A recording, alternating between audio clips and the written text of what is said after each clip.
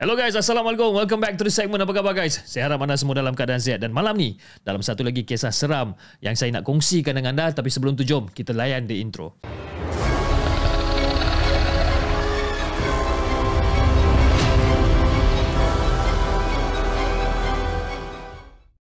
أعوذ بالله من الشيطان الرجيم بسم الله الرحمن الرحيم لو أنزلنا هذا القرآن على جبل لرأيته خاشعا متصدعا من خشية الله وتلك الأمثال نضربها للناس لعلهم يتفكرون صدق الله العظيم.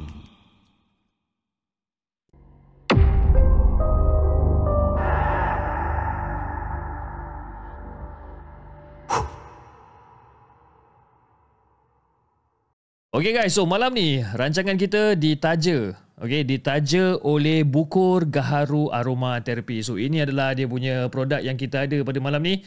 Dan produk yang saya nak pakai malam ni adalah Al-Ulwah. Yang ni bau dia sangat sedap guys. Okay.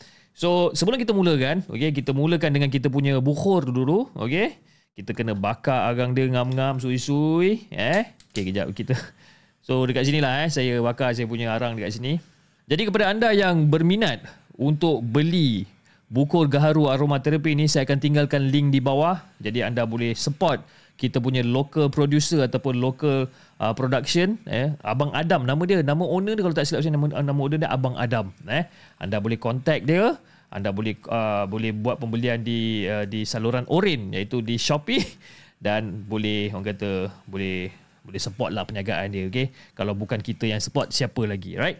So macam mana kita nak pakai? Macam ni saya pakai selalunya. Benda ni saya akan ambil dalam 2 sudu. Sudu ni pun dia bagi juga. Kalau tak silap saya, dia bagi 1 sudu.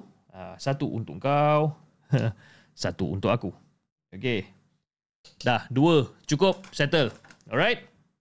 Tutup. Okay guys, sama masa. Jom. Malam ni kita ada 3 cerita yang kita nak ketengahkan pada malam ni. Dan ini adalah kisah yang pertama.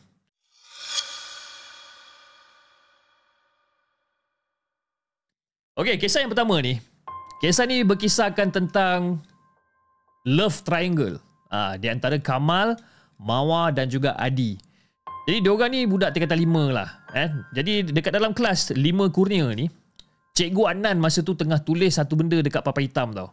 Okey, dan bila dah siap menulis apa semua ni, jadi Cikgu Adnan ni pun cepat-cepat ambil segala peralatan dia ni pun terus keluar daripada kelas tu dalam keadaan yang tergesa-gesa.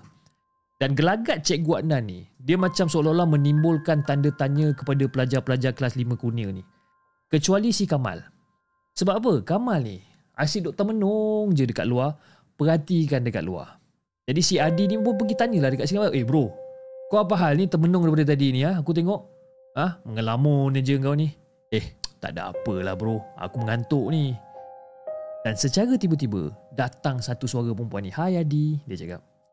Lepas tu si Adi ni macam, oh hai Mawar, apa khabar? Kan? Adi, boleh tak nanti kalau petang nanti awak tolong ajarkan saya matematik yang Cikgu Adnan ajar tadi tu? Saya tak faham lah Adi. Oh, pasal matematik tu ke? Boleh. Kan? Tapi bila? Kan? Kat mana nak belajar? Tengok kalau petang ni boleh tak? Petang ni kita belajar kat library jom? Boleh. Jadi perbualan antara si Adi dengan Mawar ni, dia membuatkan Kamal ni rasa bingit tau. Dia rasa macam kurang senang. Sebab apa? Sebab si Kamal ni memang dah menaruh harapan ataupun simpan perasaan ni terhadap si Mawar ni yang merupakan salah seorang pelajar perempuan yang paling cantik dekat sekolah dia tu. Tapi sayangnya si Mawar ni lebih sukakan si Adi dan menganggap si Kamal ni hanya kawan-kawan biasa je. Jadi si Kamal ni macam bengang sebabkan dia di friend zone oleh si Mawar ni. Jadi pada malam tu, si Kamal ni seolah-olah macam dirasuk setan, kau tahu tak? Jadi pada malam tu, kelihatan si Kamal ni tengah pegang pisau sambil menikam-nikam gambar seorang lelaki duduk tikam macam tu kan. Dan gambar tu dia cari-cari dengan pisau. Dah tikam dia cari lagi. Mati kau macam tu kan. Dan ditikam gambar tu dekat muka lelaki tu berulang-ulang kali. Jadi kau mati kau. Sebabkan kau aku tak dapat si Mawar ni. Sebabkan kau aku tak dapat si Mawar ni. Dia bengang. Dan gambar lelaki yang ditikam oleh si Kamal tu tak lain tak bukan kawan baik dia, si Adi ni. Disebabkan seorang perempuan, Kamal sanggup menyimpan dendam dekat si Adi. Padahal si Adi ni kawan baik dia ni. Jadi 3 hari selepas pada tu, si Kamal ada menyatakan isi hati dia pada si Mawar ni. Dia cakap lah dekat Mawar yang dia suka kat Mawar lah, dia sayang kat Mawar dan sebagainya. Tapi Mawar dengan relax dia tolak mentah-mentah, tolak bulat-bulat. Dan Mawar sendiri cakap yang dia kata dia sukakan si Adi berbanding dengan si Kamal dan dia menganggap Kamal ni sebagai kawan saja dan tak lebih daripada itu. Jadi si Kamal ni dia dah mula rasa sedih bercampur pula dengan perasaan marah. Jadi pada petang tu juga, lepas habis sekolah, si Kamal start motor dia ni terus balik rumah. Tapi masa dia nak balik rumah ni, dia terfikir macam, aku nak jumpa Pawang Hitam. Pawang Hitam ni dia adalah seorang bomoh kampung yang memang handal dengan ilmu dia ni.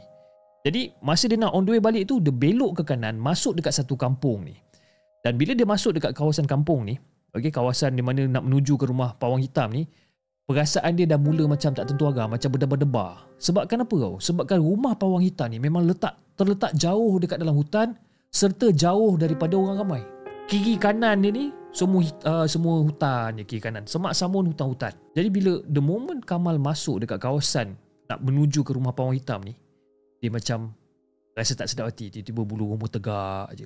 Dan lebih kurang dalam 2-3 minit tengah bawa motor ni, jumpa satu rumah dekat tengah-tengah hutan ni. Rumah buruk je ni, rumah papan biasa je. Dia parking motosikal dia, lepas tu dia pun terus pergi kat rumah tu. Tok tok tok tok tok. Assalamualaikum. Tok tok tok tok tok. Assalamualaikum. Tak ada orang jawab salam dia ni. Jadi si Kamal ni pun langkah kaki dia masuk ke dalam rumah tu pelan-pelan. Dipijaknya lantai papan tu sambil berbunyi lah. Bunyi.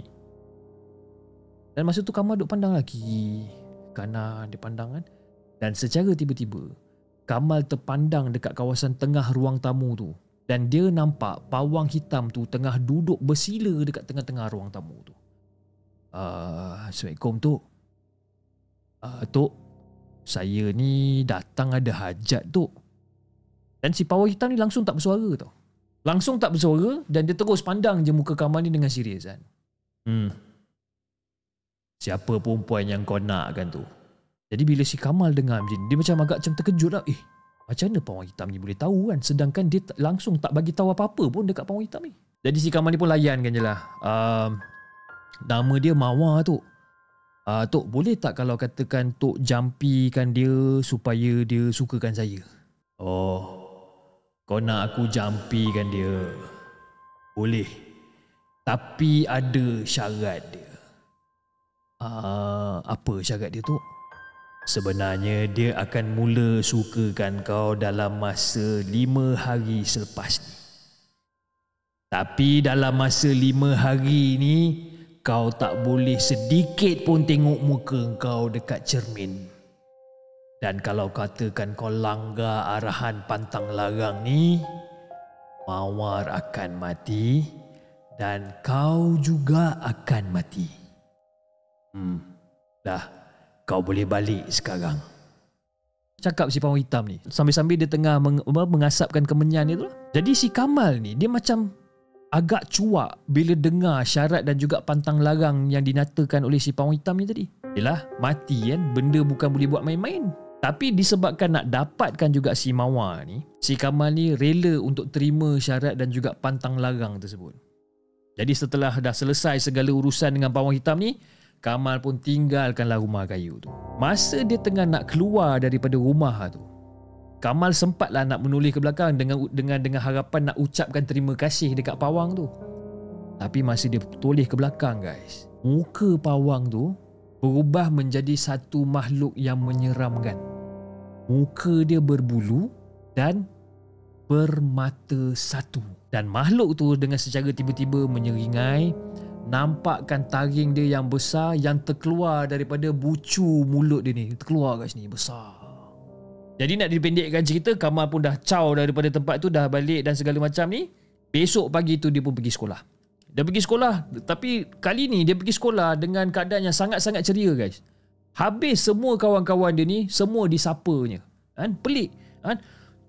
jumpa orang ni cakap apa khabar, dah makan ke belum, itu ini dia sapa. Selama ni Kamal ni langsung tak pernah berkelakuan macam tu pun.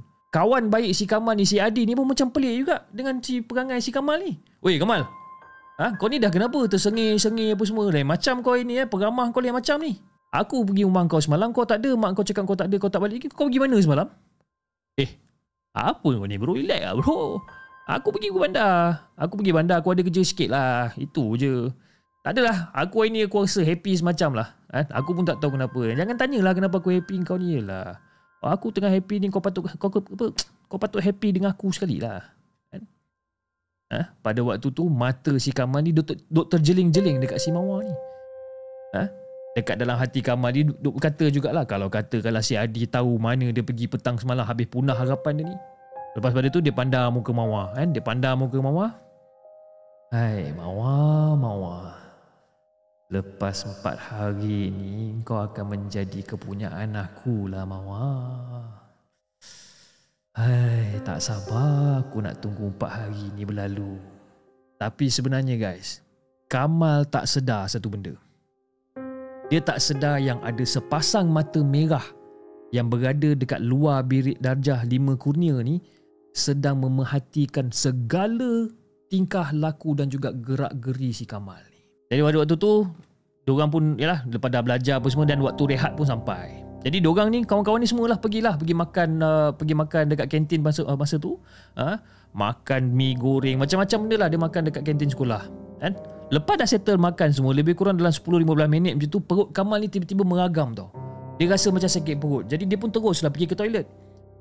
Masa dia pergi ke toilet, lepas dia dah settlekan segala hajat dia dekat toilet ni, Kamal, dia seolah-olah macam terlupa dengan pantang larang dan juga pesanan daripada pawang hitam ni. Masa dia keluar daripada toilet, dia pun pergi basuh tangan. Basuh tangan, lepas tu dia pun pandang cermin. Dia betul-betulkan rambut dia. Kan? Dia nak kasih handsome lah. Dan sebaik saja Kamal pandang cermin, secara tiba-tiba dunia Kamal ni seolah-olah macam berpusing tau. Dia macam vertigo lah lebih kurang. Berpusing dan terus jadi gelap. Dan dalam masa yang sama guys, Mawar yang berada dekat dalam kelas 5 kurnia tu, lepas balik daripada rehat tu, Mawar yang berada dekat dalam kelas tu diganggu juga. Tanpa disedari oleh rakan-rakan semua, Mawar ni seolah-olah macam kena rasuk hantu. Kena rasuk, menjerit, panjat meja, tendang kerusi, melompat sana, melompat sini. Jadi budak-budak rakan kelas Mawar ni macam agak terkejut jugalah, kenapa Mawar jadi macam ni kan. Dan masing-masing cuba untuk tolong si Mawar ni. Tapi Mawar ni habis, dia tolak segala benda ni. Dia tolak kawan-kawan dia ni, dia tolak segala meja, segala kerusi semua dia tolak. Seolah-olah macam ada satu kuasa lain yang tengah membantu Mawar pada ketika tu. Lebih kurang dalam 10 minit macam tu, pingsan juga si Mawar ni.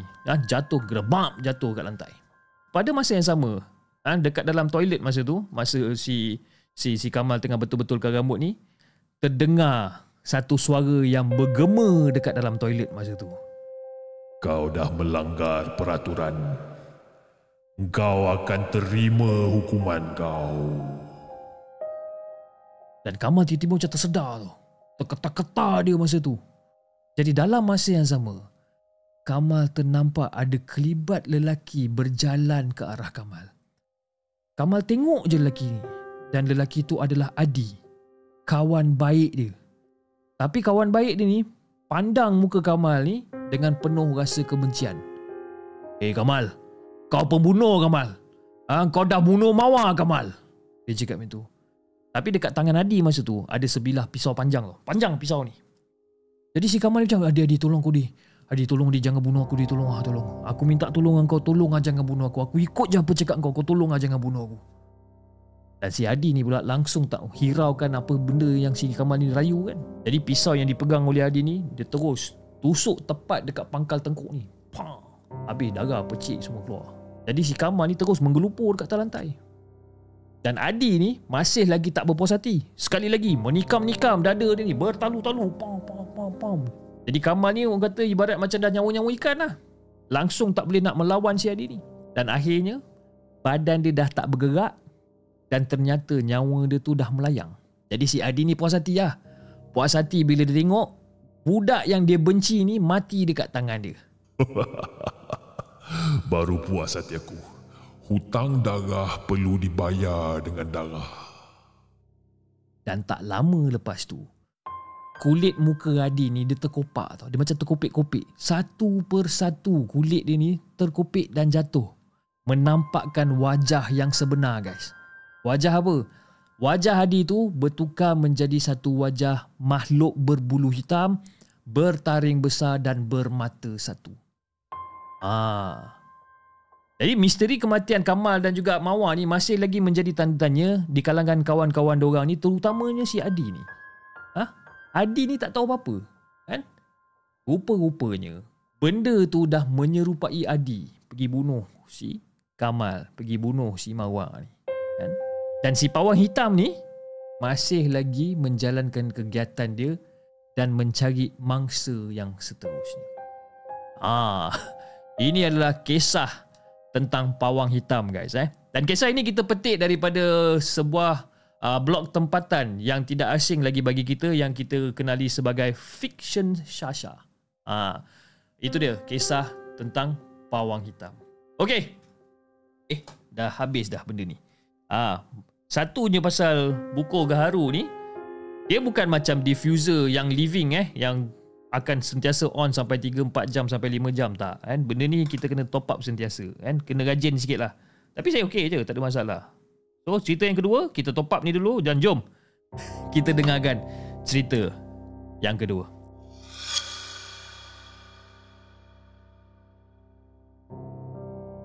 Cerita yang kedua ni diambil di sebuah blog yang kita bagi nama dia sebagai koleksiseram.blogspot.com. Okey, cerita dia macam ni guys. Ada seorang perempuan ni, dia mengalami pengalaman yang sangat-sangat menakutkan yang membuatkan diri dia ni dah tak berani nak tidur seorang-seorang dekat dalam bilik dia ni.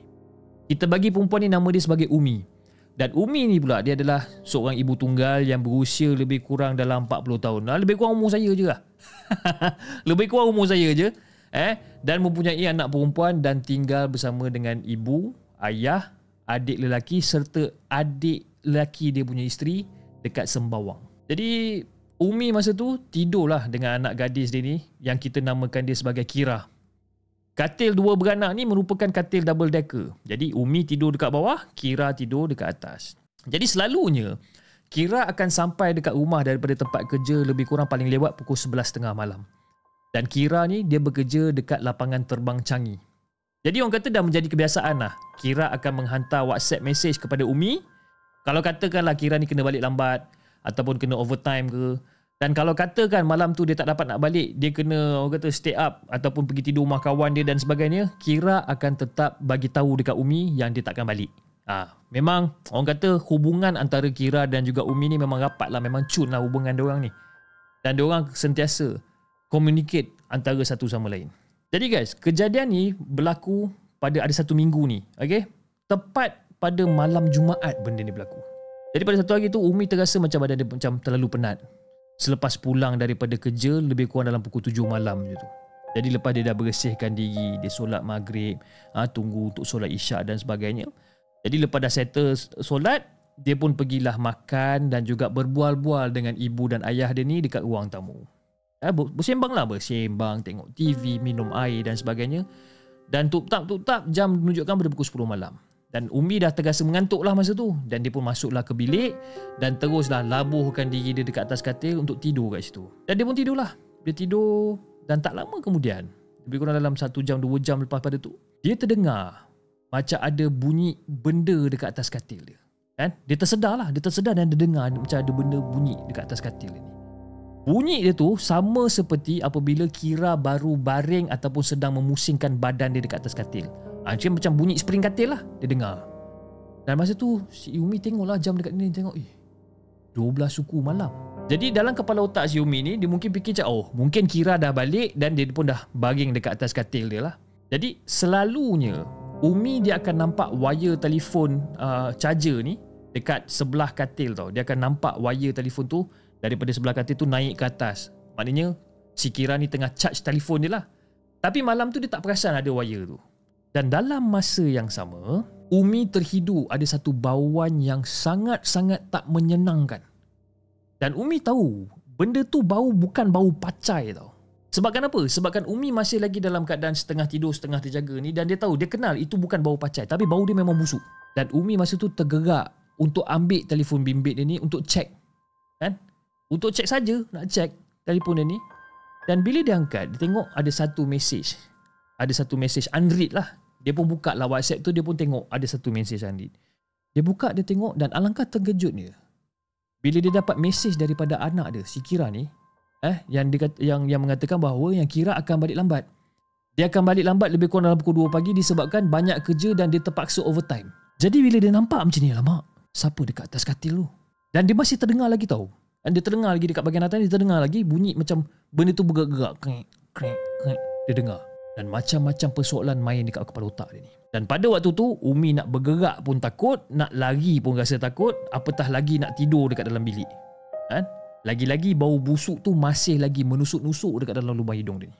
Jadi si Umi ni orang kata dah macam galat lah, dah tak tentu arah lah dekat dalam bilik masa tu. Dan secara tiba-tiba, kedengaran bunyi daripada atas katil, bunyi yang perlahan, seolah-olah macam ada orang tengah mengerang kesakitan tau. Macam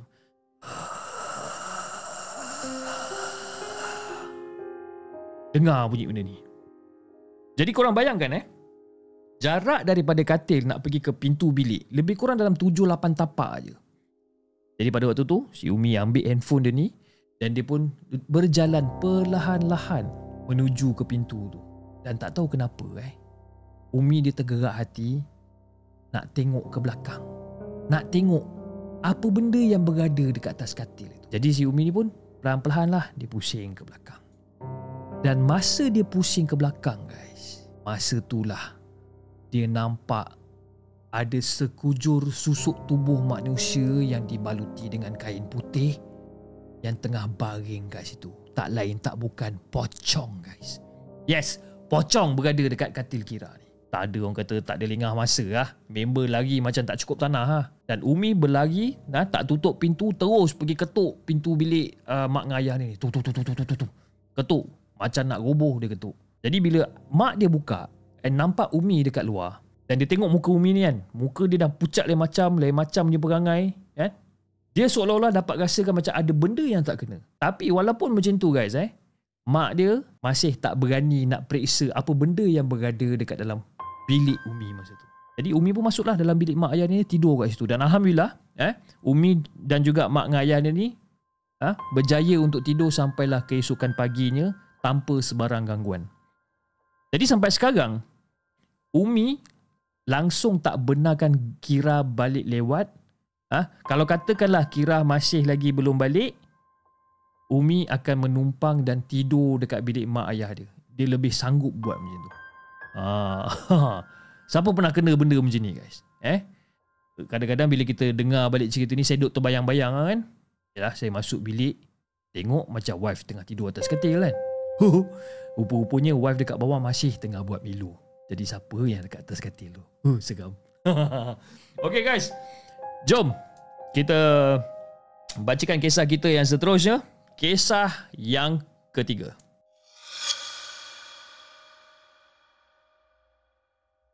Okay, kisah yang ketiga ni kita ambil daripada blog tempatan juga, daripada blog yang sama iaitu koleksi kisah seram.blogspot.com.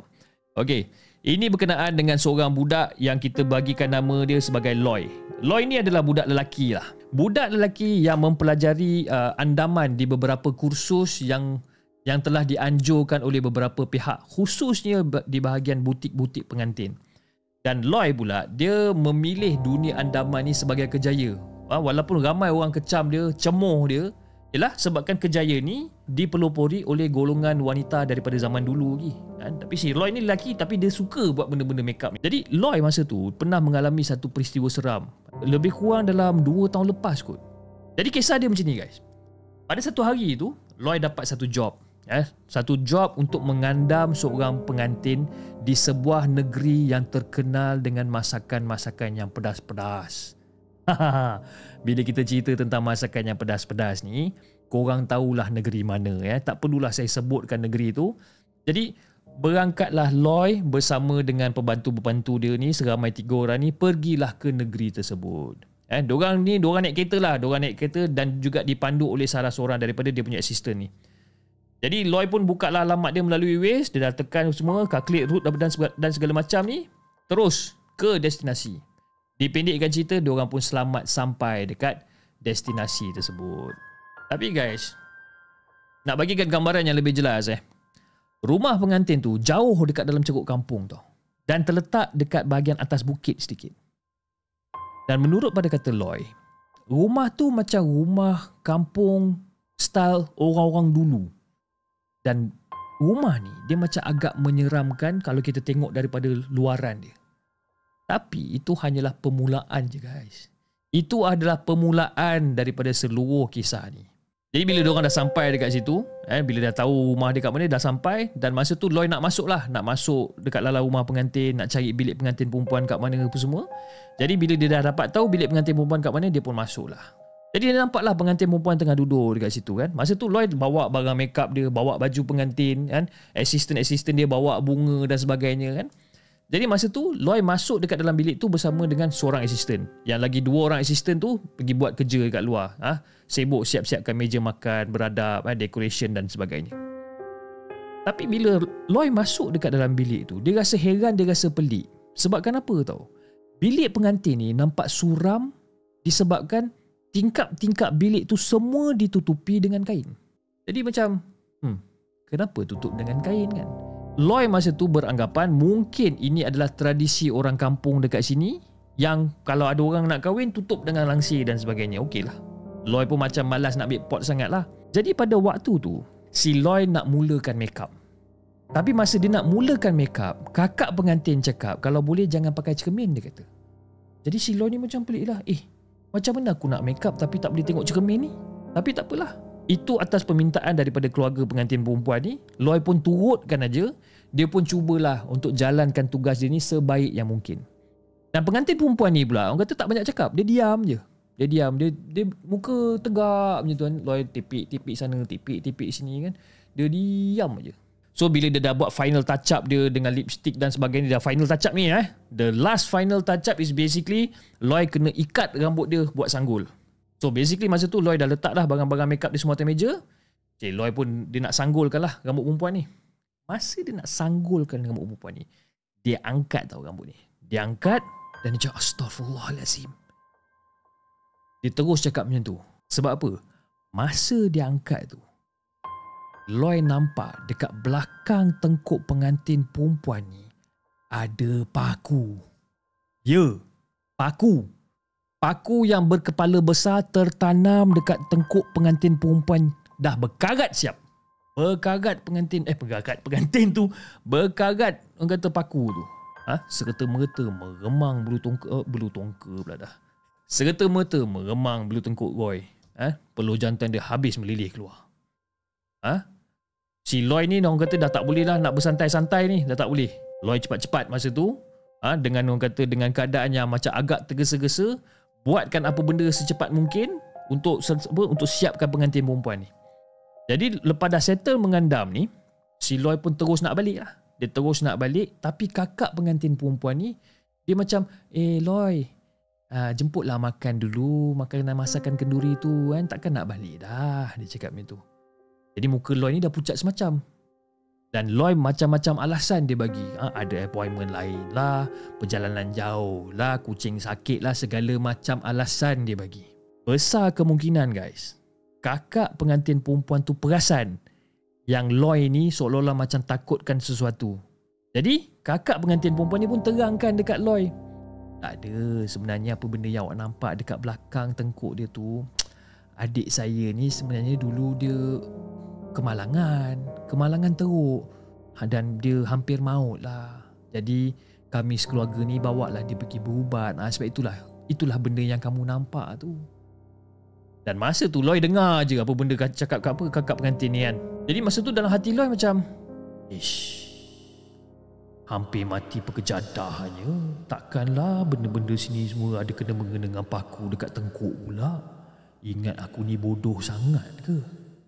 Sebab apa? Sebab Loy memang langsung tak percaya apa yang dikatakan oleh kakak pengantin perempuan tu. Jadi si Loy ni pun dah mula berbisik-bisik dengan member-member dia ataupun dengan assistant dia ni.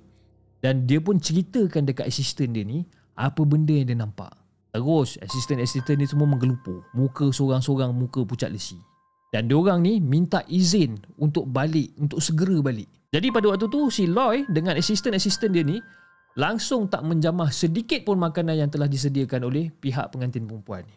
Tapi yang pelik bila diorang keluar daripada rumah tu, masuk kereta nak keluar daripada tempat tu, diorang rasa pelik. Disebabkan apa tau? Bila diorang nak keluar daripada jalan tu, diorang seolah-olah macam tak jumpa jalan keluar. Dan hampir sejam juga guys, diorang berpusing-pusing dekat tempat yang sama berkali-kali. Tapi dengan izin Allah, berjaya juga diorang jumpa jalan keluar ke highway. Baju pengantin perempuan tu Loy dah ambil balik. Make-up semua dia dah ambil balik. Kelengkapan andaman semua pun dia ambil balik. Tapi whatever it is, dia humban segala peralatan-peralatan dan juga pakaian pengantin perempuan ni, dia humban keluar. Dia tak nak simpan benda-benda ni. Kan? Takut. So itulah cerita berkenaan dengan si Loy ni. Kepada mak andam ataupun kaki-kaki makeup yang berada dekat dalam channel The Segment yang tengah tengok sekarang ni, kalau korang nak pergi makeup, boleh. First things first, sebelum korang makeup, korang angkat rambut dia dulu. Tengok ada paku ke tak ada. Ada paku, it's time to go. Okay guys, saya rasa itu saja untuk malam ni dengan 3 kisah seram yang saya telah menceritakan kepada anda. Dan insyaAllah kita akan berjumpa lagi di lain episod. Jadi kepada anda di saluran YouTube, jangan lupa like, share dan subscribe channel The Segment. Dan insyaAllah kita akan jumpa lagi on the next coming episode. Assalamualaikum. Oi, paku dekat tengkuk. Dia bukan paku dulang, paku sekepih. Itu lain. Assalamualaikum.